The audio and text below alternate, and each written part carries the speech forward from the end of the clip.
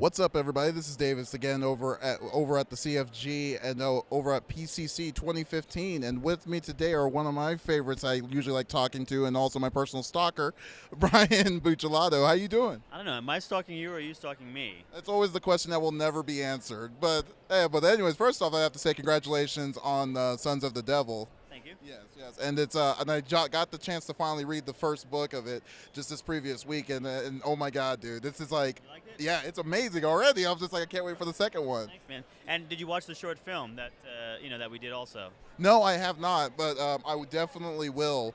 I will like after this event, but we'll love to talk more about that about that. But yeah, well, the real question is like, I mean, just the like when you described it to me, or like 3 months ago at Image Expo, I was like, okay, this is a pretty cool concept, but the idea of like the main guy, and then the story of the like his story, like what made you like kind of think have a story like that?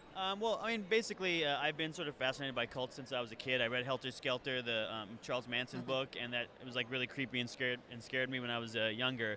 So I've always been interested in cults. And then when I was thinking about doing a story about cults, I saw this picture of these babies on a blanket from Jonestown. Oh, you know, yeah. Jim Jones. Oh yeah.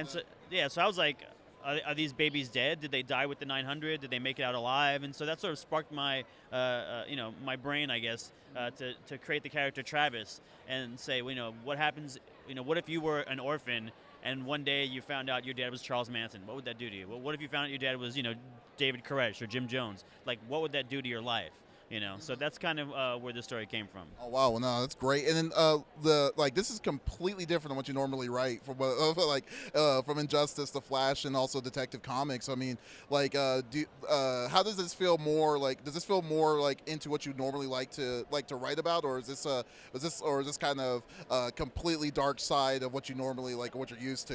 I think when I write for myself, I tend to write darker material, crime, noir, supernatural, horror. Like, those are the things I tend to write on my own. I think I'm very fortunate that I get to write superhero stuff, which I do think is fun, and it's an amazing honor to be able to write Batman or Flash. But that feeds like one half of my creative soul. The other half is darker, and so when I write for myself, I tend to go that way. It's like you unleash the beast. That's just what it sounds like. It's because I'm so square in life. You know what I mean? Like, I don't do anything bad, and I barely drink, and so I guess it feeds the part of me that I'm suppressing and holding back the monster or something.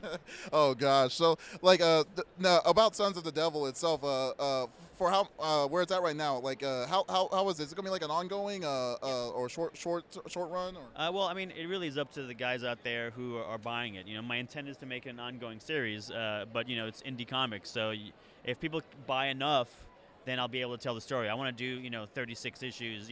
I want to do a long run, but it's really depending on the economics of the comic industry and people buying it. If you guys like it, put it on your pull list so that the retailers know to order it. So hopefully you guys do like it and you do that. Oh, I will spread the word, and everyone needs to buy this book. This book is amazing. Yeah. So overall, now back to kind of to the Flash itself. What do you think of the TV show? The TV show itself. I only saw about the first 4 or 5 episodes to see where my brain is at. Yeah. I liked it. I think what they did best out of all the shows, like I really like Daredevil, so I like darker stuff. But what I liked about Flash is that they embrace the nature of a comic book superhero. Like, they lean into sort of the almost goofy aspect that superheroes are, but like in a good way, not like in a mocking way. So, yeah, I think it's great. I think they did a great job. Oh, awesome. Hey, well, Brian, it's always awesome seeing you as always, and hopefully, and everyone else stay tuned for more coverage at with the CFG. Y'all stay freaky geeky.